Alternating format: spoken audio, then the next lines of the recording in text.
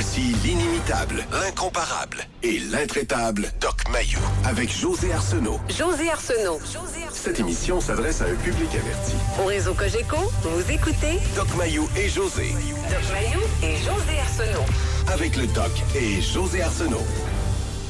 Bonjour à tous. Bienvenue dans l'émission Le Doc Mayou et José. Bonjour, Doc. Madame Arsenault, bon matin. Nous allons réfléchir. Oui. Moi, j'ai un très, très, très grand malaise. Et j'ai vraiment... Et aujourd'hui, encore une fois, je suis tellement remplie de reconnaissance de pouvoir animer avec un psychiatre. Et dans des histoires comme celle que nous allons aborder ce matin, j'ai vraiment hâte d'entendre votre point de vue, surtout en lien avec votre expérience. On va... tout d'abord, ce qui nous inspire, c'est le procès de Hugo Fredette.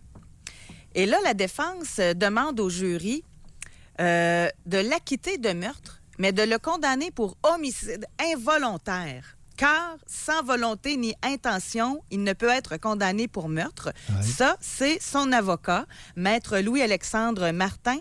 C'est ce qu'il a dit au jury au Palais de justice de Saint-Jérôme. Bref, ce qu'on veut mettre en évidence et qu'on veut convaincre le jury, c'est que c'est pas tant de la faute d'Hugo Fredette, finalement.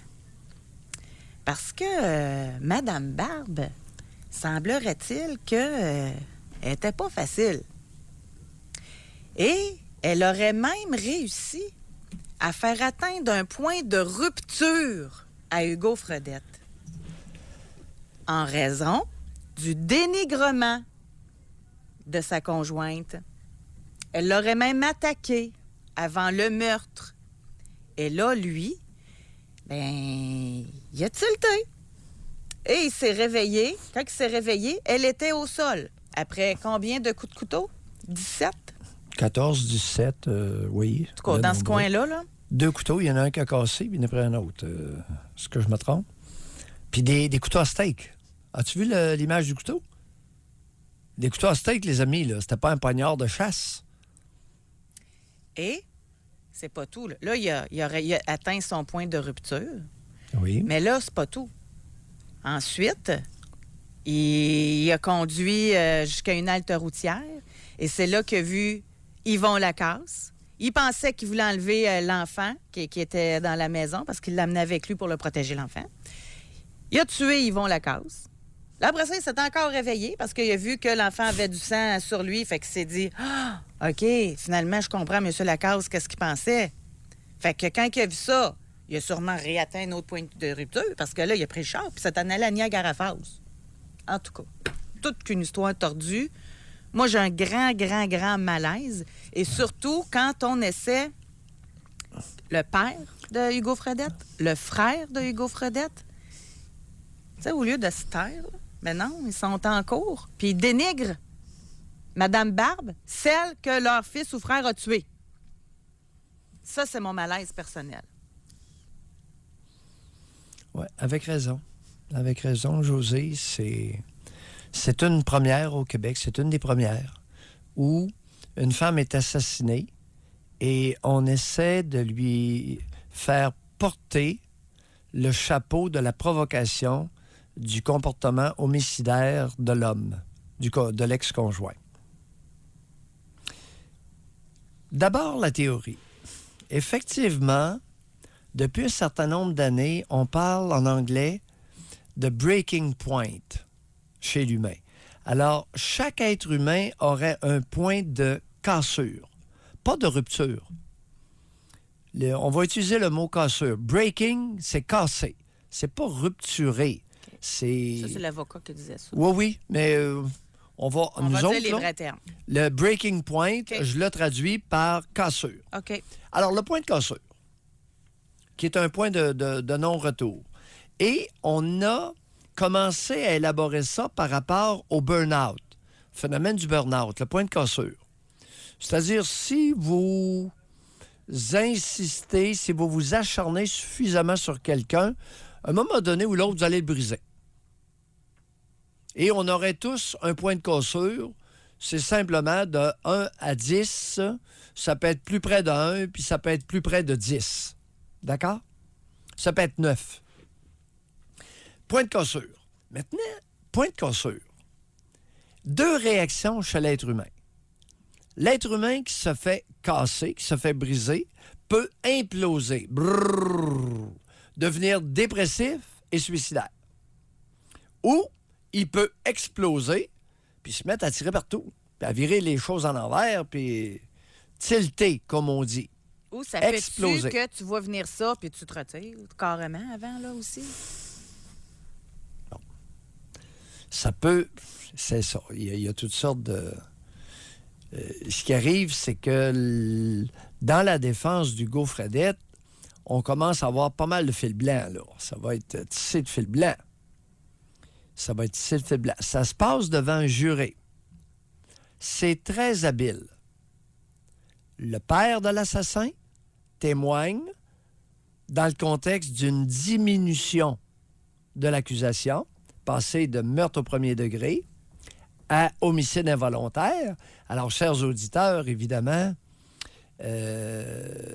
c'est 25 années de prison ferme versus 6-7 ans, puis libéré au tiers. C'est Là. pas la même histoire, là. Quelque chose comme ça. Vous me corrigerez, les avocats, mais on est dans cet ordre-là. C'est pas la même... Alors, il l'a tué, oui. Il l'a poignardé dans le ventre à tour de bras, puis... Maintenant, là, ce qu'on essaie de faire, c'est qu'on essaie de supputer, d'insinuer qu'il a perdu la tête, mais c'est à cause d'elle. Elle était méchante avec lui. Elle était méchante, puis a perdu la tête. Alors que la couronne prétend, écoute, c'était un simple moron qui acceptait pas que sa femme le laisse. Sa femme. Ouais. Alors, sa femme, c'était à lui, puis écoute, elle n'était pas supposée. Puis, belle comme un cœur, 112 livres, avec les vêtements un peu mouillés, là, 6 pouces de moins, et elle l'aurait attaqué. Elle était Non. impatiente, agressive, puis lui, il disait jamais un mot. C'est ça qu'a dit le père de Hugo Fredette. Oui. Oui. Mais Alors- si, juste, on jase, là, je ne vais pas faire le procès, là, mais moi, il y a des petits points là-dedans que je suis contente, encore une fois, d'avoir un psychiatre. Là. Moi, simple citoyenne. Oui, on va dire. Parce que pourquoi que il revenait tout le temps avec elle? OK? Si elle a mis fin à la relation puis qu'il ne l'a pas pris, là, bon. Mais pourquoi qu'il revenait toujours avec elle? Il était accro au sexe. Moi, j'ai vraiment une question. Ça se peut-tu, un homme accro au sexe avec une genre de femme comme elle est décrite, là? Non. Il me semble, là, quand elle est agressive, elle dénigre, ça Non, doit non, pas je- lever ben, là, il me semble. Non, je suis expert dans le comportement humain. La réponse, c'est non. Bon, ça marche pas, là. Mais non, c'est que de plus en plus, la stratégie est cousue de fil blanc. Bon. Ce qui veut dire que tu soulèves des éléments incompatibles. Effectivement, ceux qui nous écoutent, messieurs, à partir du moment où votre compagne, votre partenaire sexuel vous méprise, Qui crie tout le temps, qui est impatiente, qui est méchante. Avez-vous du désir? c'est-à-dire, il peut avoir du désir. Maintenant, c'est dans... bande pas. Tu comprends? Bande pas, bande un peu, débande. Alors, c'est cru, chères auditrices, mais c'est ça. Alors, l'érection devient aléatoire. Érection apparaît, disparaît, disparaît, apparaît un peu. Alors, il va y avoir un trouble érectile. Ben oui. En tout cas.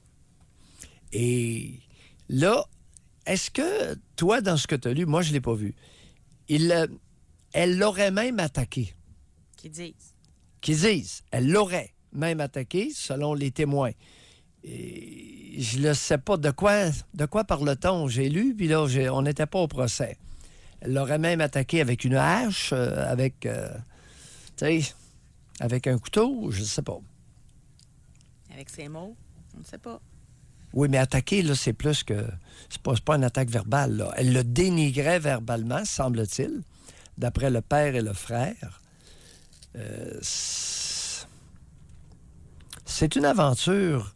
Écoutez, ça nous concerne.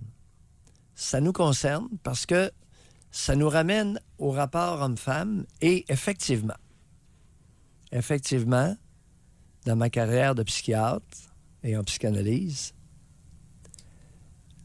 lors du point de cassure, il y a toutes sortes de réactions chez les hommes et les femmes.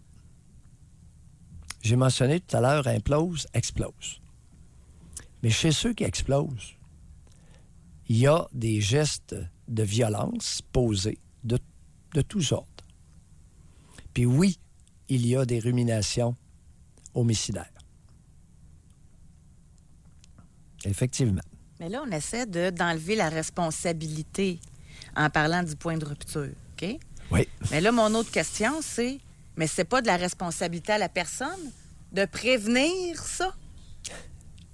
Bon. Tu le sens que tu n'es plus capable, qu'elle vient te chercher, tu sens monter ça un petit peu par petit peu, sac ton camp? Bon. Savez-vous qu'est-ce qui m'indispose énormément ici? C'est que là, on a un père et un frère d'un assassin qui donnent leur version sans avoir été témoin du meurtre, sans avoir été témoin de l'intimité et des chicanes qui s'y passaient. Ils donnent leur opinion devant un juré sur une personne, Mme Barbe, qui est morte. On n'aura jamais sa version. Ça me pose, José, un sérieux problème. Non, puis en passant, là, quand ils disent qu'elle a changé à partir du moment où elle a ouvert une garderie, OK? Et là, c'est le père qui dit, c'est là qu'elle est devenue impatiente, elle criait tout le temps, elle était méchante, je ne la portais plus dans mon cœur. Mais en passant, moi, je dis ça de même, là. Mais it takes two to tango, là. Tu sais, l'expression, là, ça en prend deux pour danser, là. Qui dit que lui, là, il était pas témoin de... Il a provoqué-tu, lui, pour qu'elle devienne qu'elle crie? Il a supporté-tu quand elle était fatiguée? Exemple, là. Oui. Alors, ça m'amène à mon point.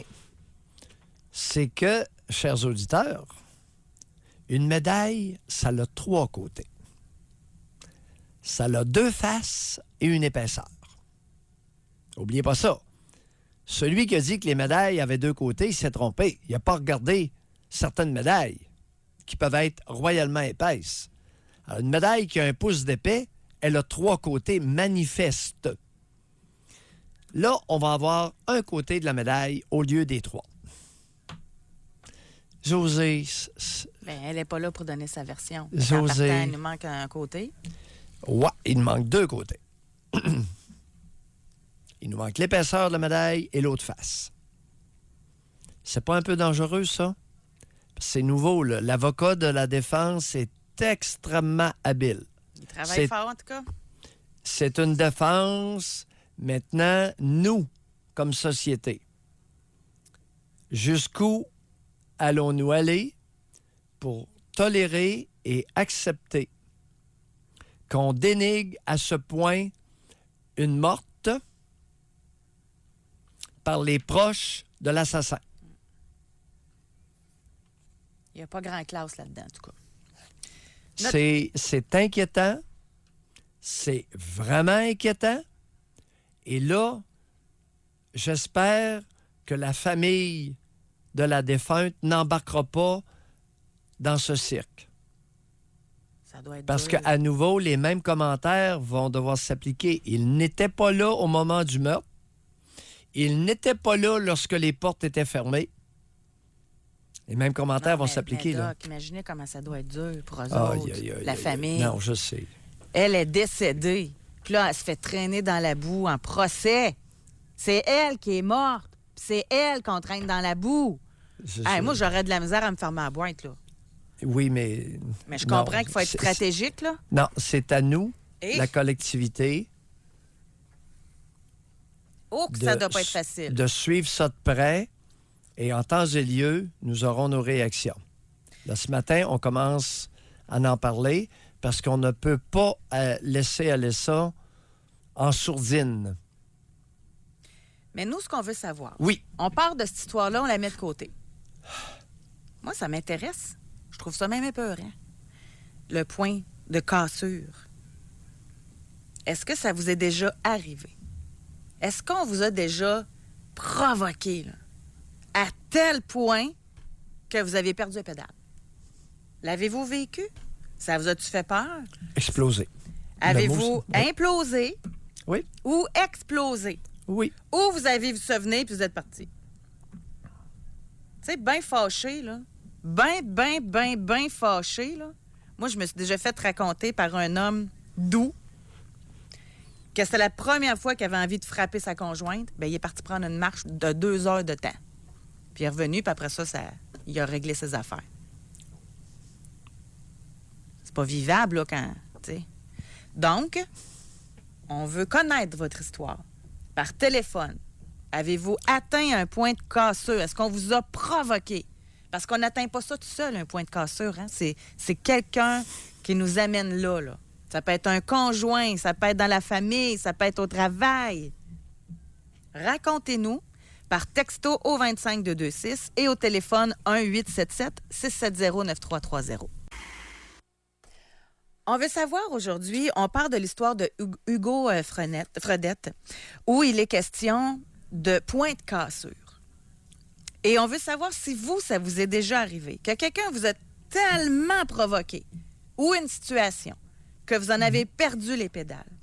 Par texto, ça commence à rentrer. Bon, il y a une histoire, là, c'est un peu dégueulasse, là, mais femme 26 a dit, un collègue qui avait de la difficulté à gérer sa colère avec qui je travaillais il y a de ça quelques années, a accidentellement perdu un doigt dans une machine au travail. Sur le moment, il était tellement fâché qu'il s'est mis à crier puis il a passé sa main au complet dans la machine. C'est-tu un point de cassure, ça, ou... L'être humain est surprenant.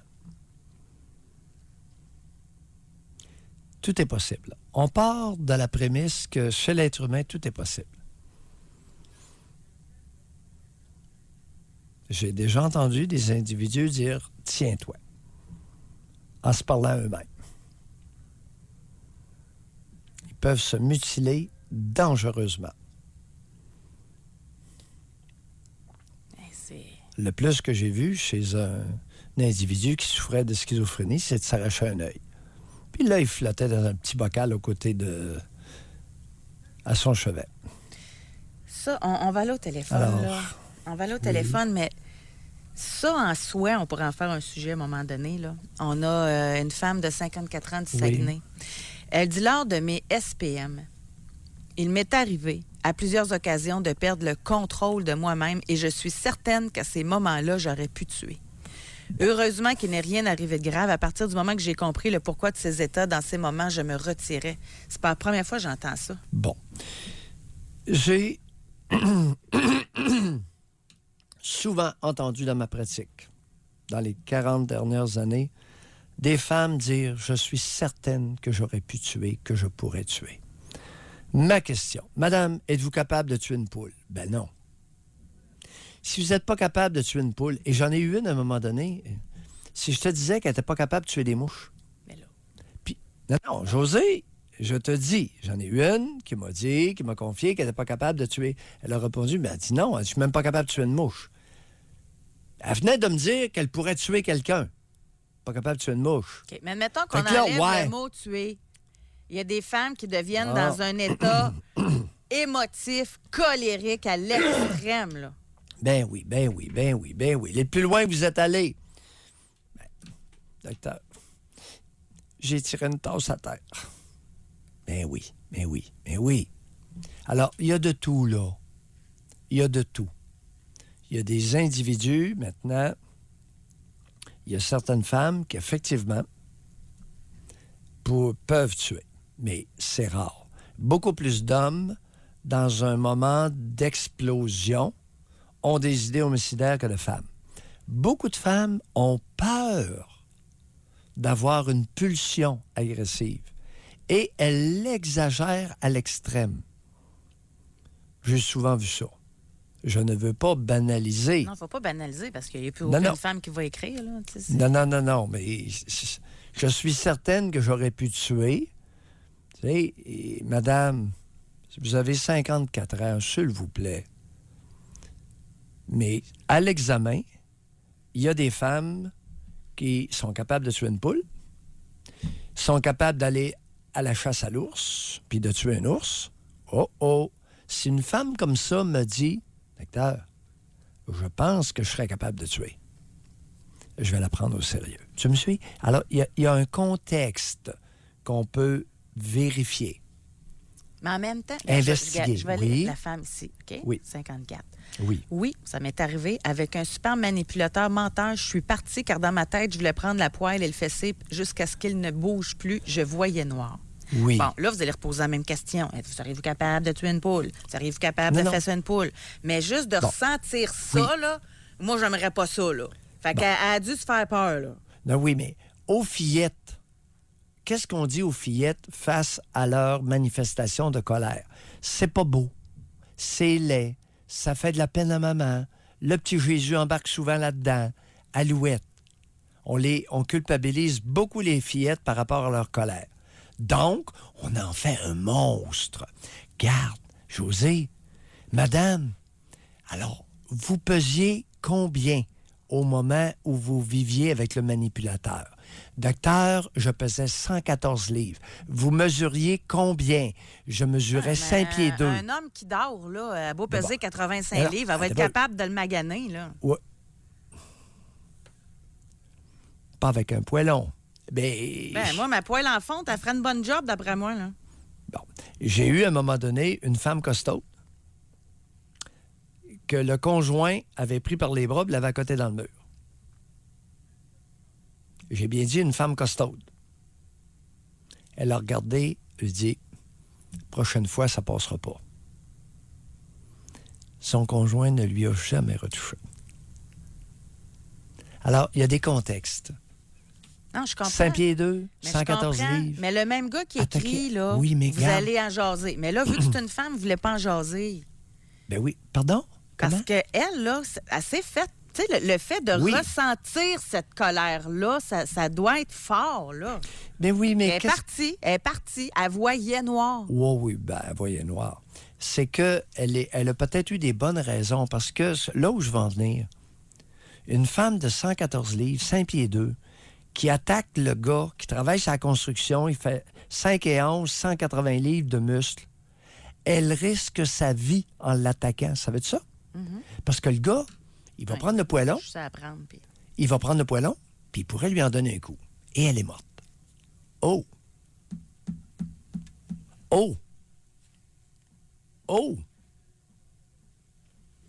On va aller à la pause. Si elle m'avait dit, je pèse 114 livres, OK?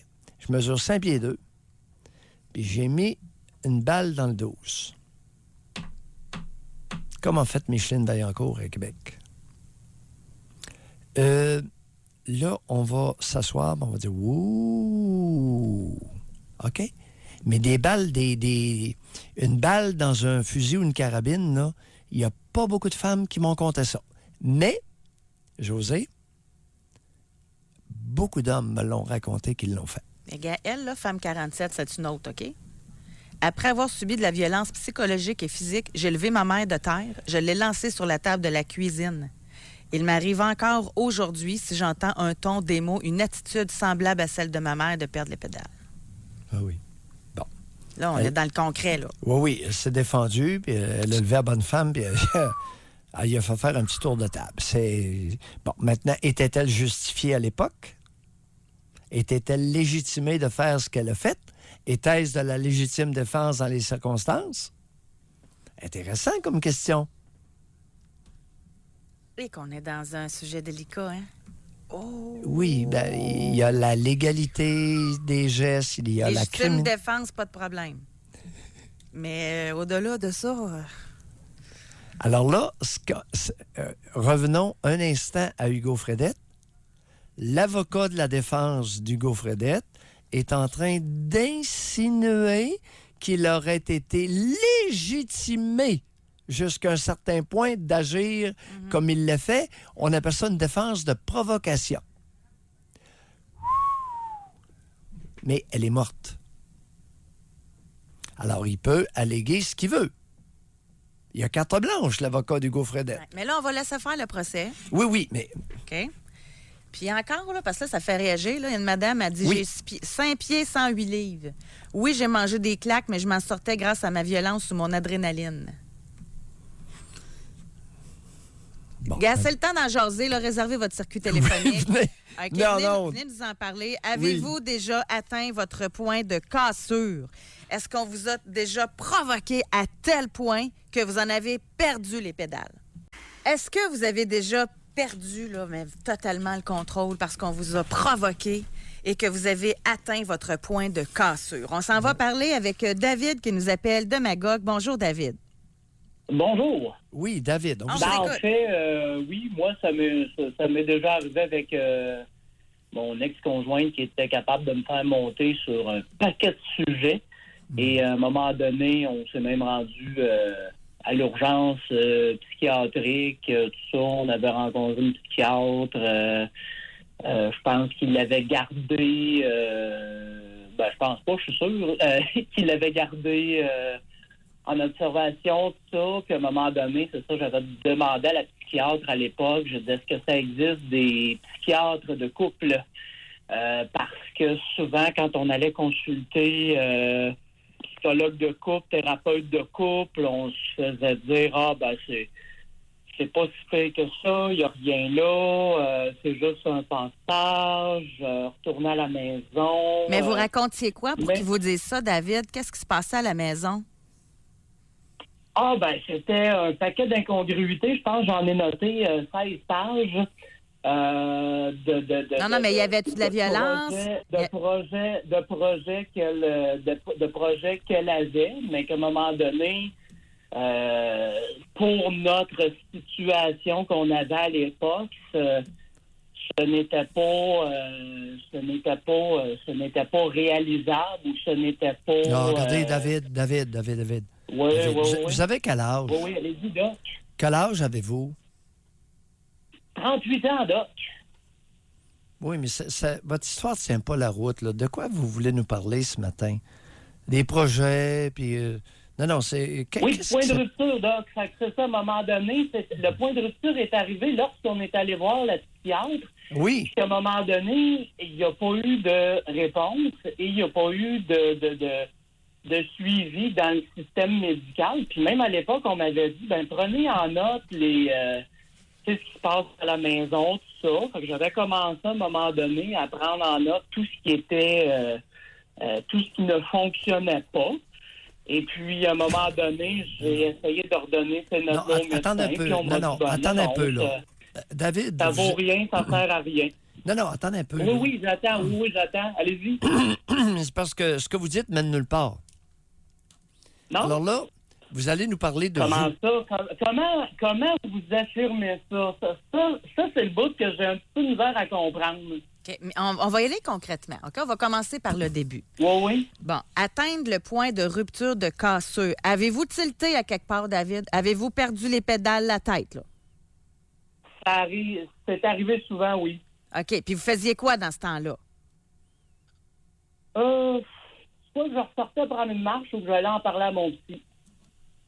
Non, OK, David, on va se laisser. OK? Bye. Bye, David. Non, c'est quelqu'un qui... Ça mène nulle part, là.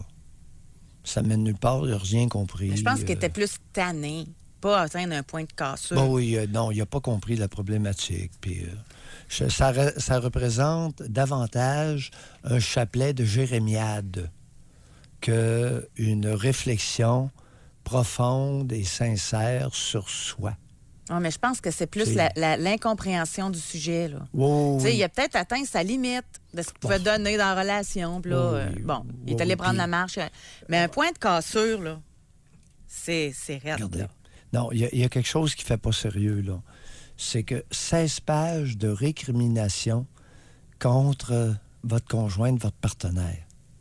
Pas sérieux. Vous n'avez pas de jugement. Vous n'êtes pas capable. Écoute, j'ai vu 2 conjoints s'ostiner pendant une demi-heure de temps la place où on déposerait la poivrière et la salière sur la table. Mais là, José? OK. José? Non. Moi, dans ma famille, on mettait ça là. Non. Moi, dans la mienne, on mettait... OK, ça, c'est comme l'histoire du papier de toilette, là. On met-tu le papier sur le dessous par en dessous, là? OK. Écoute. Des 16 gros, pages, des gros là. problèmes. Ben oui. Alors là, il y a un problème de jugement. Et malheureusement, 2 personnes qui ont un problème de jugement ensemble, ça vous donne 16 pages de récrimination. C'est bien malheureux, mais ça existe. Je dis pas que c'est le cas de David. Je soupçonne. On Bon. est loin de femme 29 ans. J'ai sorti le couteau pour poignarder mon ex, qui était très violent physiquement et psychologiquement. Hmm. Finalement, c'est moi qui l'ai eu dans le bras. Bon. Madame, tout à l'heure, 5 pieds, 108 livres, quand vous êtes en colère, vous dégagez une grande puissance. Oui. Madame qui a eu des idées de sortir le poêlon, dépendamment de la force de votre conjoint et de votre force à vous-même, vous risquez qu'il vous arrive ce que la dame de 29 ans raconte. Elle a sorti un couteau de cuisine, puis elle s'est ramassée avec son couteau dans le bras. Chanceuse, c'était dans le bras. Mesdames, quand vous perdez la tête, perdez-la avec raison. Et ici, homme 35. Oui. Mon chat a griffié ma fille de 3 ans. Ce fut la première fois que je battais un animal. Ma femme m'a arrêté, sinon je le tuais. J'avais les bras griffés au 3e degré, mais je ne ressentais rien. Voilà, ça, c'est authentique. Effectivement, sous l'effet de la colère, sous l'effet d'une émotion très forte, sous l'effet d'un accident, pour l'avoir vécu, je me suis fait arracher une jambe, j'ai rien senti, aucune douleur. Alors, et ça s'explique par la sécrétion d'endorphines. La rage, la colère, le stress peuvent nous faire déclencher un produit comme la morphine dans notre cerveau, qui s'appelle les endorphines. C'est maintenant connu, on vous croit. Beaucoup de patients, beaucoup de patientes, particulièrement, et certains patients, certains hommes, mais plus des femmes qui s'automutilent, je leur demande toujours, est-ce que ça a fait mal? Et... Souvent, la réponse, c'est non.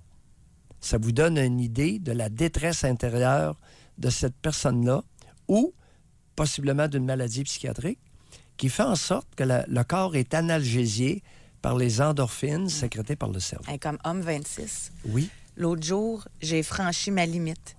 Je criais dans la maison, je détruisais tout ce que je voyais. Je me mutilais aux jambes et aux bras. Il aura fallu que ma conjointe fasse venir les services d'urgence à la maison pour me calmer. Oui, tout ça existe. Alors là, on tombe dans mon champ de pratique. Ah, ça existe. On s'en va en Estrie, on va parler avec Stéphanie. Bonjour, Stéphanie. Oui, bonjour, vous m'entendez bien? Oui. Oui, Stéphanie. Oui. OK, moi, dans le fond, c'est ça. Moi, dans le fond, le Noël dernier, j'ai pété une coche au point de me rendre ça physique, là. J'ai brisé l'appareil de l'ex à ma mère. C'est un gars qui était sourd. J'ai pogné son appareil, puis Qu'est-ce qui je s'était l'ai passé? arraché de l'oreille. Qu'est-ce qui s'était passé pour que vous en arriviez là? Ce qui s'est passé, c'est que ce gars-là, il a 23 ans. Ma mère, elle en a 47. Puis, ils sortaient ensemble. Lui, c'était vraiment drogué, puis tout, là. Puis, en fait, c'est à ma mère que j'en veux. Puis, elle acceptait que ce gars-là vive à la maison, même s'il maltraitait mes petites sœurs. Mes petites sœurs, qui a une qui avait 13 ans en particulier. Puis, elle a un certain caractère, puis elle dit qu'elle pense tout le temps, puis c'est bien correct. Puis, ma mère, elle laissait ce gars-là, c'est maltraiter ma petite sœur. Genre, il la poussait. Moi, à un moment donné, la scène que moi, j'ai vue, une scène que moi, j'ai été témoin, et là, que ça m'a rendu folle, c'est que je dormais dans la chambre. Ma mère avait une grande chambre, puis j'allais dormir chez elle parce qu'elle habitait loin, et puis elle m'hébergeait dans sa chambre. Puis il y avait un petit matelas par terre, puis j'allaitais ma fille qui faisait noir. Puis ce soir-là, ma petite sœur, elle filait pas bien. Non, c'est pas vrai. Ma soeur dormait dans le lit de ma mère parce que ma mère, elle faisait dormir un autre ami dans la chambre à ma soeur. Elle a dit à ma soeur, ben, tu vas dormir dans mon lit. Fait que Oui. ma soeur, elle dormait profondément. Elle était à l'école le lendemain. Moi, j'allaitais dans le fond de la salle, il faisait noir. Puis là, Guillaume, excusez-moi, c'est son nom, le sourd, il rentre. Puis lui, il est sourd, puis là, il n'y avait pas son appareil. Puis quand un sourd n'a pas son appareil, crois-moi qu'il gueule. Il crie beaucoup. Puis il s'entend pas. Fait que là, il voit ma soeur dans le lit, puis il se met à la brasser. Il l'a juste levé pendant qu'elle est dans son sommeil, puis il l'a pitché par terre, lui disant comme pas tant, genre, c'est moi qui dors ici. Puis moi, j'ai fait, ben, voyons donc, tu touches comme ça à ma soeur. Puis là, je l'ai dit à ma mère, puis j'ai comme capoté. Puis le lendemain, je suis partie. Là, j'ai dit, oublie ça, moi, je reviens pas chez vous sans que tu acceptes un gars de même. Puis à Noël, elle voulait vraiment qu'on vienne. Puis j'avais dit la condition, c'était que lui soit pas là. Ça ne sert à rien que je vienne à Noël. Puis Noël, c'était juste pour mes soeurs que je suis allée. C'était juste pour mes soeurs qui allaient voir la famille. Puis finalement, quand on a fait 2h30 de route pour se rendre là, on est toutes là. Ben, qui se pointe à l'heure du souper, il se pointe. Puis là, moi, j'ai viré folle. J'ai laissé tout de poigner dans l'entrée. J'ai arraché son appareil. Je l'ai pitché par terre. J'ai pas réussi à bien le briser, mais vu qu'à ça, le son, il est envoyé Wi-Fi dans sa tête, là, dans la puce qu'il y a dans sa tête. Ça lui a fait un gros son qui lui a fait mal pendant que j'étais à l'hôpital pour ne pas arranger l'appareil. Stéphanie, est-il possible que le dicton « au grand mot, les grands remèdes » s'applique dans votre cas? Oui, mais là, je sais plus c'est quoi le grand remède. Le seul problème en ce moment dans ma vie avec ma mère là, est tellement intense. J'ai coupé les ponts. J'ai coupé les ponts parce que ça fait depuis 2 jours que Tammy, puis là, elle est en train d'essayer de me poursuivre pour avoir des gardes exclusifs avec ma fille, sans moi. Elle n'arrêtera pas. Oui. Puis j'ai pas les grands moyens, je suis rendue où? Puis comme j'arrête pas d'espérer qu'elle meure. C'est ça ce que j'espère. Elle me lâchera pas jusqu'à qu'elle meure. Puis elle lâchera pas mes soeurs ni mon frère. C'est une perverse narcissique intense. Elle veut pas nous voir plus heureux qu'elle. Je vous écoute beaucoup, puis vous parlez tout le temps, vous parlez de ma mère. Puis elle est vraiment dangereuse, je sais pas quoi faire. Stéphanie, merci de dénoncer une situation qui n'est pas facile, c'est-à-dire une mère ingrate avec ses filles. Ah C'est oui. pas facile, le geste n'est pas évident, et fort heureusement, on est rendu en 2019 au point où il y a des femmes qui peuvent se lever et dire « Ma mère, elle a été méchante ou elle est méchante. Hey, mais bonne chance, Oui. Stéphanie, parce qu'elle n'a pas l'air d'être sortie du bois, là. » Non, c'est... En tout, puis j'ai compris qu'on choisit pas nos parents, tu sais, puis on est juste des animaux, dans le fond, là. Puis, on choisit pas nos parents, puis on est avec une filiation avec eux.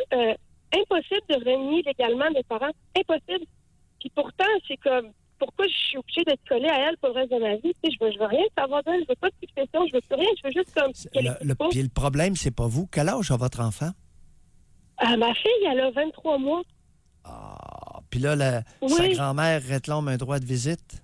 Oui, puis il y a vraiment des droits pour les grands-parents. Là, Oui, est capable oui, de prouver oui, qu'elle a c'est- une relation avec ma fille, Oui. puis qu'elle prouve que c'est dans l'intérêt de ma fille d'avoir continué une relation avec elle. Non, mais Yeah. l'inverse, Oui. Stéphanie, l'inverse ne se fait pas, Doc Mayou. De démontrer à la cour que cette grand-mère-là n'est pas adéquate. Et elle risque, Stéphanie court le risque d'être accusée d'aliénation grand-parentale. C'est ça.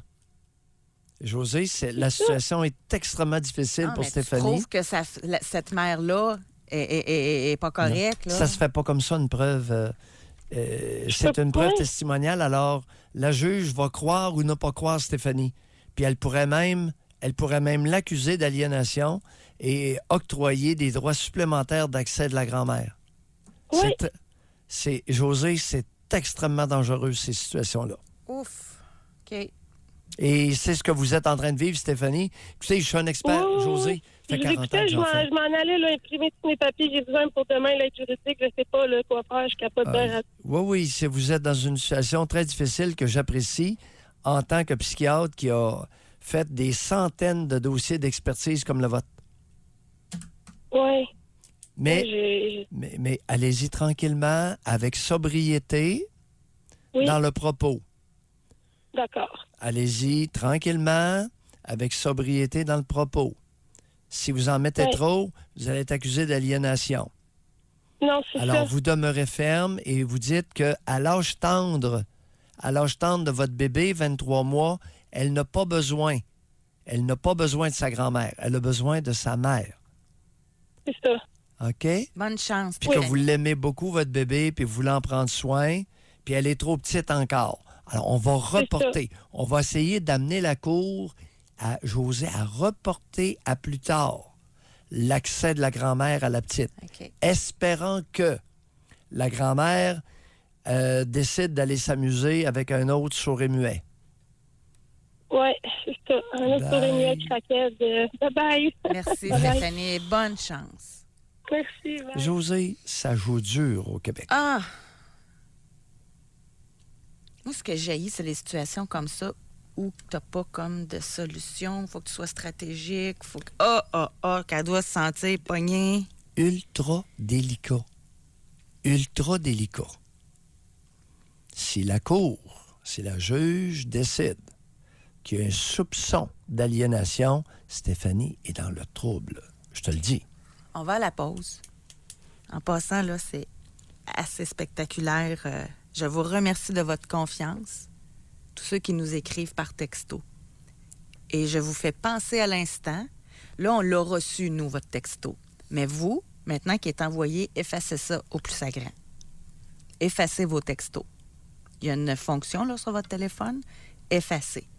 OK? L'homme qui écrit pour dire « j'ai mis le feu à ma conjointe », c'est quelque chose, là. On a homme 34. Ma mère m'a toujours battu physiquement quand j'étais jeune et même adulte. Elle m'a rendu fou mentalement. V'là 5 ans, elle m'a poussé dans le dos et j'ai pris le mur. Je me suis retournée et je lui ai donné une méchante claque du revers au visage. Elle a tombé et je l'ai envoyée paître. Je n'ai plus de contact depuis. Merci de votre confiance. Oui. On efface les textos. Mais oui. Aujourd'hui, on est à l'écoute et on veut savoir si vous avez déjà vécu un point de cassure. Jusqu'à 11h, vous écoutez Doc Mayou et José Arsenault. Avec le Doc et José Arsenault. Aujourd'hui, c'est... Moi, je trouve ça spécial. Intéressant. Moi, je peux pas décrocher. Je suis reconnaissante envers les auditeurs. Ouais. Mais ça frappe comme émission. C'est le cas de le dire, ça frappe. Ouais. Parce qu'on parle du point de cassure. Ce moment où on vous a tellement provoqué que vous en perdez les pédales. Et ça arrive beaucoup plus qu'on le pense. Oh oui. Et là, aujourd'hui, grâce aux auditeurs, Ouais. on en apprend. Et là, on a eu un texto tantôt d'une auditrice qui dit avoir lancé sa mère sur une table. Elle est avec nous. Elle nous appelle de Gatineau. Bonjour, Marie. Bonjour. Marie, on vous écoute. Premièrement, je voulais vous remercier parce que excusez, j'ai de la misère à parler, je suis émotive, là. Ouais. Allez-y, faites bien ça. J'ai l'impression que Stéphanie vous a raconté une partie de ma vie tantôt. Oui. Je vous remercie parce que vous êtes un des seuls qui peut nous croire. Vous êtes un des seuls qui croit qu'il y a des mères qui sont indignes puis qu'il y a des mères qui sont violentes. Puis je vous remercie beaucoup, beaucoup pour ça. Pour venir au sujet, moi, le plus loin que je me souvienne, ma mère a été violente psychologiquement puis physiquement avec moi. OK. Dans tous les aspects, là, pas juste violente, pas juste du dénigrage devant des gens, devant n'importe quoi, mais il fallait toujours qu'elle soit la reine, il fallait toujours qu'elle soit la dame crédible, si je peux m'exprimer comme ça, là. Elle avait des amis, des tas d'amis à qui elle faisait croire n'importe quoi. Oui. Puis, à un moment donné, j'en ai eu assez. Elle m'avait traité Elle avait un nouveau conjoint, en fait, qu'elle nous avait imposé parce qu'elle nous imposait tout. Ça faisait 2 semaines qu'elle connaissait, puis il avait déjà déménagé toutes ces choses chez nous. Puis, j'avais dû faire de la place pour lui, puis tout le kit. Puis, lui, il était aussi pas fin qu'elle, là. Je peux m'exprimer comme ça. Puis, à un moment donné, à force de se faire traiter de pute, de guidoune et de tout ça, je l'ai pris, puis je l'ai carrément pitché sur la table. Oui. Vous aviez quel âge? J'avais 13 ans. 13 ans. Ouais. Ouais, j'avais 13 ans. J'étais un enfant douce. Je suis quelqu'un qui peut être assez intellectuel. J'adore apprendre. J'aimais l'école. J'avais pas... tu sais, j'ai pas d'enfant parfait, là, mais j'étais pas pire, là. Vous êtes une bonne enfant. Vous nous dites... Oui. Bonne et belle enfant. Oui. Maintenant, oui, j'étais une bonne et belle enfant. Racontez-nous la scène et l'après-scène. Bien, l'après-scène, c'est comme quand une chose comme ça nous arrive, là, premièrement, moi, jamais j'aurais pensé être capable de faire une chose de même, là. Quand une chose comme ça arrive, tu sais, votre point de non-retour, votre point de cassure, là, il est comme ça. On dirait que c'est un Hulk qui s'en vient dans notre corps.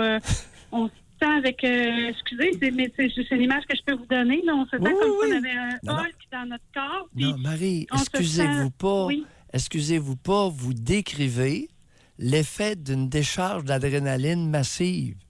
C'est vrai que la puissance musculaire est de beaucoup augmentée. Votre image, c'est ça. Ça fait comme un Hulk. Et pendant que vous êtes dans cet état-là, vous ne sentez plus la douleur.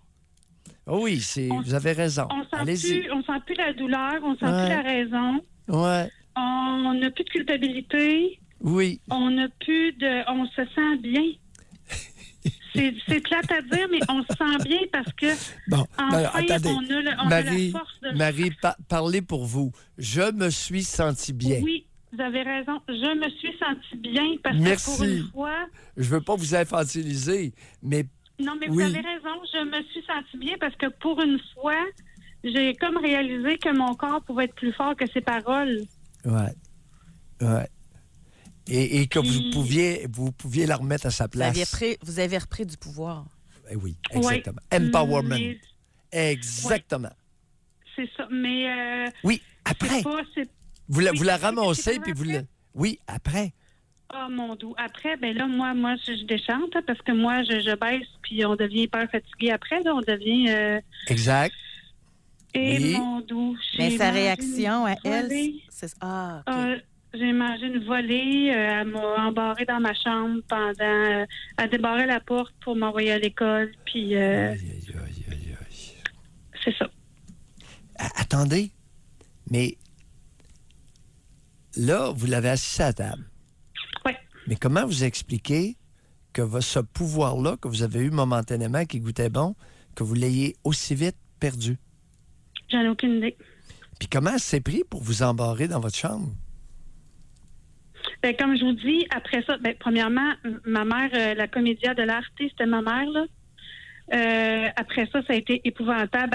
Elle avait donc mal, puis elle avait donc mal, puis elle avait donc mal, puis je l'avais brisée, puis je l'avais scrappée, puis là, elle a fait sa crise de vedette, là, comme je disais, là. Puis là, après ça, là, moi, là, elle est venue me rechercher comme ça parce qu'elle connaît des clés, là. Elle est décédée aujourd'hui, mais elle connaissait mes clés, là. Oui. Cette femme-là, elle savait comment m'ouvrir n'importe quoi, n'importe quand, n'importe comment. OK. Pendant combien de temps qu'elle vous a embarré dans votre chambre? À peu près une semaine. Ben, voyons. Ouais. Et par la suite, qu'est-ce qui s'est passé? Par la suite, la vie a recommencé comme c'était, mais aussitôt qu'il y avait des cheveux, comme c'était. Tu sais, je réalise après son décès que ma vie n'était pas normale, là, Dr. Mayou, là. Moi, ma vie, c'était de la violence, c'était des mots violents, c'était juste ça. Mais aujourd'hui, depuis qu'elle est décédée, là, je réalise c'est quoi la vie, là. Quel âge avez-vous, Marie? J'ai 47 ans. Oh! Puis comment ça va, votre vie, là?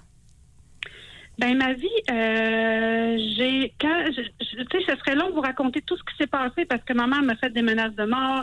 J'ai été obligée de déménager de ville parce qu'elle était trop dangereuse. Puis ce que Stéphanie contait tantôt, que sa mère avait été en cours pour voir sa petite fille, ma mère, elle l'a fait à mon frère. Oui. Fait que, tu sais, c'est beaucoup de choses comme ça, mais à un moment donné, quand moi, j'ai décidé d'avoir des enfants... Attendez un petit peu, Marie. Lorsque votre mère a poursuivi votre frère en cours pour avoir accès, des droits d'accès aux enfants de votre frère, est-ce qu'elle a gagné? Et si oui, qu'est-ce qu'elle a gagné? Elle a gagné, c'est sûr qu'elle a gagné. Elle a gagné. Elle avait le droit, au début, c'était surveillance supervisée. Ouais. Après ça, ça a été tranquillement pas vite, elle avait le droit jusqu'à ce qu'elle l'ait une journée par semaine. Êtes-vous sérieuse? Ben non, je suis très, très sérieuse. Là. Dans Je suis quel très, coin, très ça, que sérieuse. le jeu? Une journée par semaine? Oui, elle l'avait une journée par semaine. Parce que la jurisprudence, c'était, à venir jusqu'à tout récemment, une journée par mois. Un jour. Deux jours, une sortie de jours par mois. Elle l'a eu un jour par semaine. Je vous le dis qu'elle a eu Ah, une journée par Je semaine. comprends votre expression comédia dell'arte, là. Toute qu'une comédienne, j'imagine. Puis... Oui, exactement. Elle a eu une journée par semaine. Il y a de quoi rendre fou, sérieusement. Là, votre frère, il devait être dans tous ses états, lui, ici. Hein? Ben, il était dans tous ses états, oui, mais oui. Attendez c'est un pas peu. facile, là. Oui, Attendez allez-y. un peu, votre belle-sœur, la mère des enfants? Boy, oui. Mon tout Seigneur, si je peux me permettre, là, je veux pas passer pour elle, mais elle a souvent dit que si elle avait pas tué, elle l'aurait fait. Ben, c'est pas drôle, là, quand tu sais comment qu'une mère est avec ses enfants. Mesdames, il faut réaliser qu'il y a des femmes dans certaines situations qui peuvent tuer. Non, Je mais dis juste ça en tu sais passant. que cette femme-là, elle a fait de la violence. Puis là, la cour t'oblige à laisser ton enfant en pâture une fois par semaine. Ça n'a pas d'allure. Oui. Mais Josée, si je peux me permettre, là, Oui. écoute, tu peux pas. C'est dur en cours de prouver la violence que ton parent te fait. Quand tu es rendu adulte, là, c'est dur de prouver ça, là. Est-ce qu'il est possible? Oui, allez-y. Est-ce qu'il est possible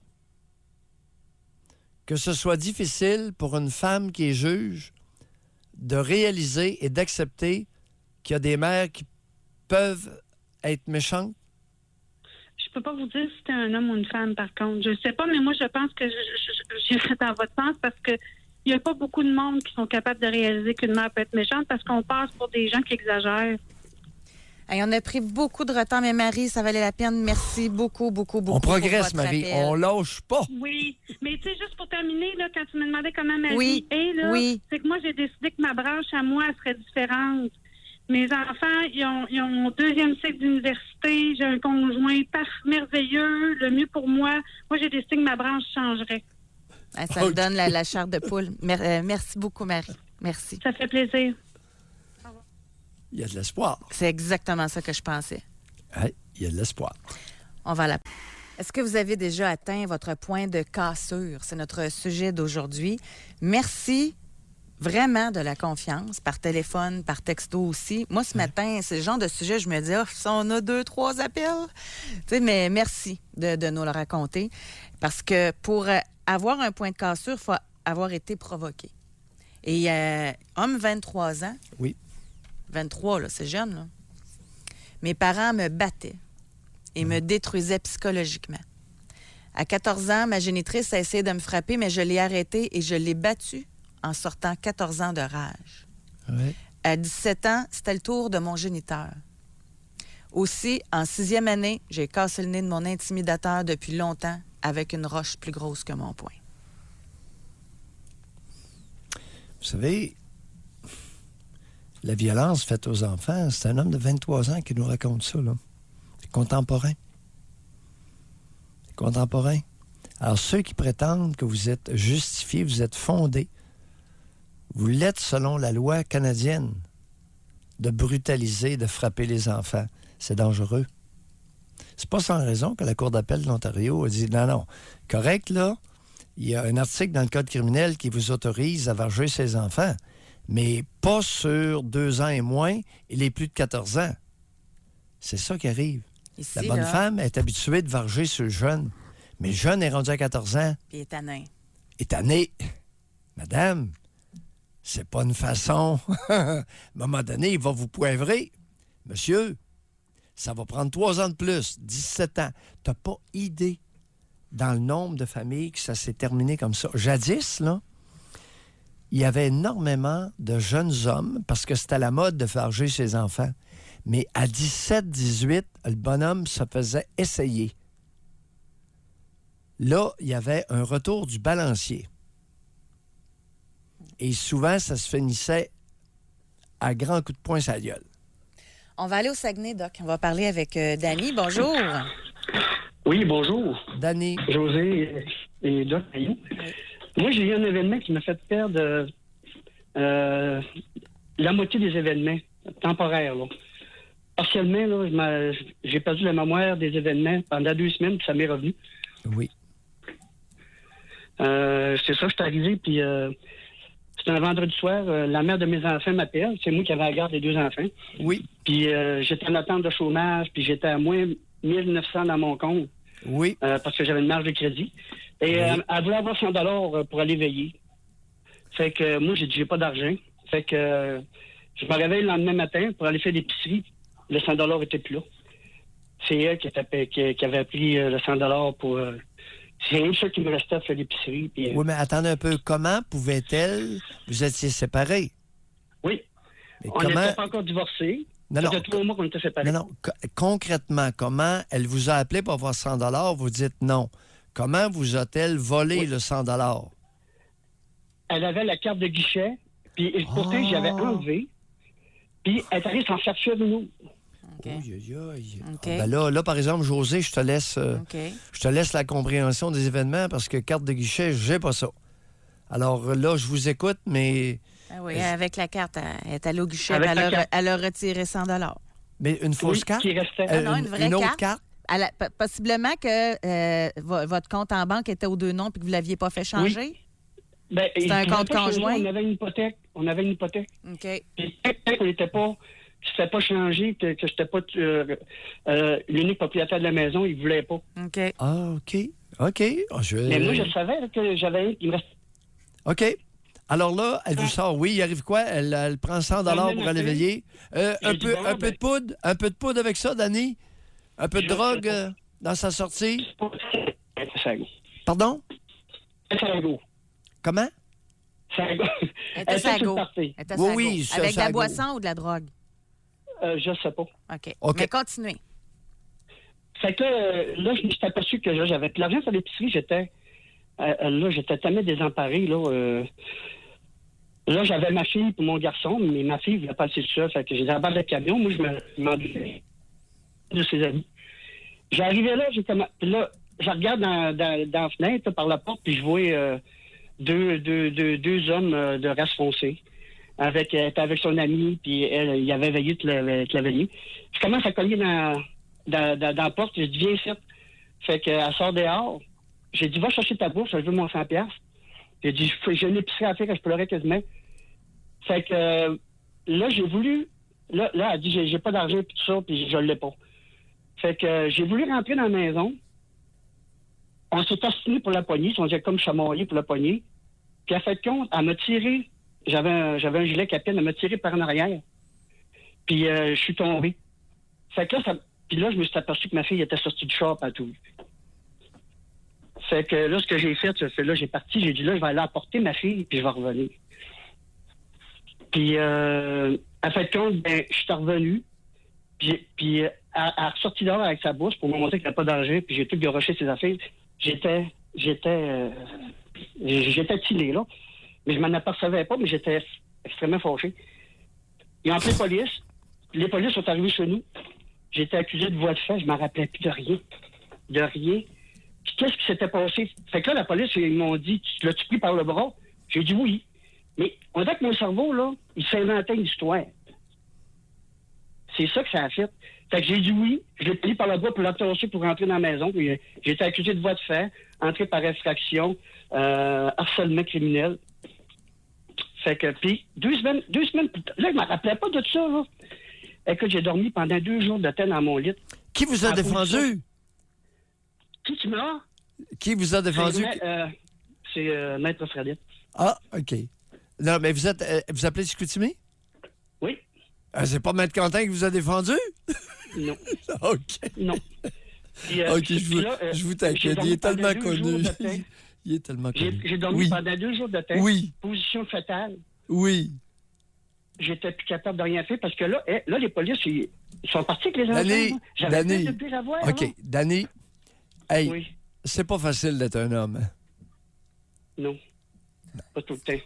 Mais ça a fini comment, là? Moi, je veux savoir quand ça a fini comment. Ben, ça finit que 2 semaines plus tard. Fait que là, ça a été en procédure, puis tout ça. J'ai plaidé... j'avais pas une scène. J'étais travailleur forestier, puis chômage l'hiver, puis j'avais pas le droit à l'aide juridique. Fait que ça finit comment? J'ai plaidé coupable de voie de fait. Oui. Parce que là, j'avais dit que je l'avais fait, mais j'ai bien beau dire à mon avocat que c'est pas ça qui est arrivé. Ils m'ont comme mis des mots dans la bouche. Les deux polices étaient toutes bien fins, là. Puis ils m'ont dit, c'est ça que t'as fait? J'ai dit oui. Puis c'était pas ça pas tout. C'est ma fille qui me l'a rappelé. Elle dit, c'est sûr, elle te tirer par terre. Attendez un peu. Votre fille a quel âge? Elle avait à peu près 7-8 ans dans ce temps-là. 7-8 ans, OK. Elle était capable de raconter une histoire, ce qu'elle avait vu, là. Oh, mais je voulais pas mêler là-dedans. Non, c'est pas ça le point. Je vous dis, elle vous a rafraîchi la mémoire de ce qu'elle a vu, elle. Oui, puis là, c'est là que ça m'est tout revenu. Il était trop tard. Bon, toujours est-il que... Oui. Danny, pas facile d'être un homme. Pas facile. Hein? Je l'ai eu pas facile. Non. C'est sûr.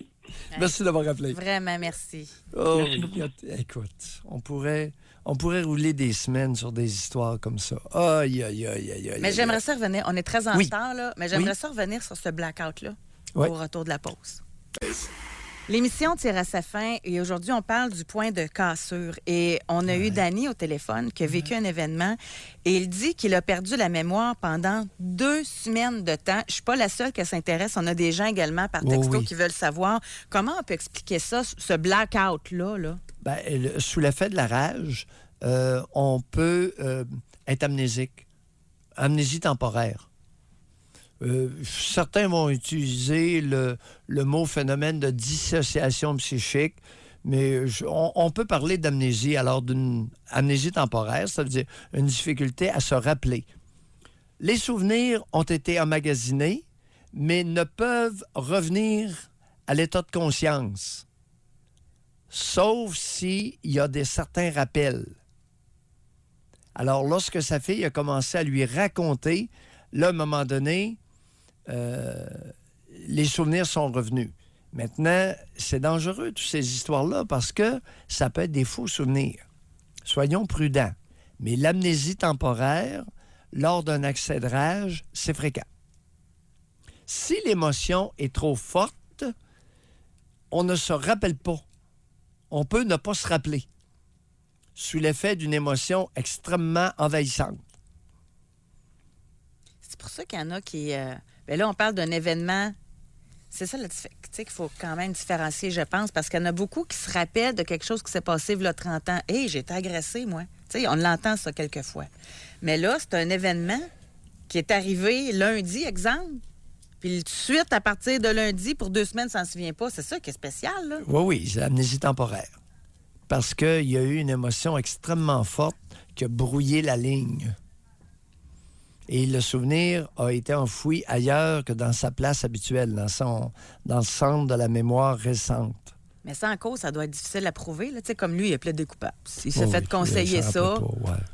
Puis là, écoutez, ce qui arrive, c'est que Cécile dit, j'ai retrouvé mes souvenirs suite à ce que ma petite de 7 ans m'a dit. Écoute, il va être condamné, là. Non. L'avocat et les juges n'embarqueront pas là-dedans, parce que ça pourrait sonner faux. L'homme de 23 ans là, qui a dit avoir battu ses parents, là, il dit « Après avoir battu mon géniteur, je suis parti en fugue le 2 janvier. Pendant 10 jours, j'ai dormi dans les entrées d'église. Mais c'était mon plus beau cadeau à moi-même. » Cher ami, vous n'avez que 23 ans et il y a 60 ans, c'était monnaie courante. Alors, le père et un des garçons se battaient à 18 ans et le garçon s'en allait travailler à Montréal. C'est ce qui complète notre émission. Effacez vos textos. C'est très important. Merci de votre confiance. Merci, Benjamin. Doc Mayou. À demain.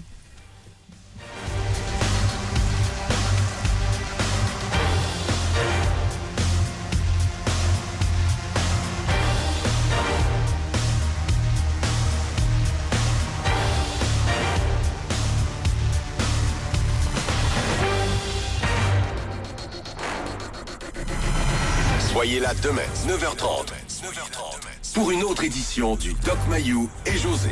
Avec Doc Mayou et José Arsenault.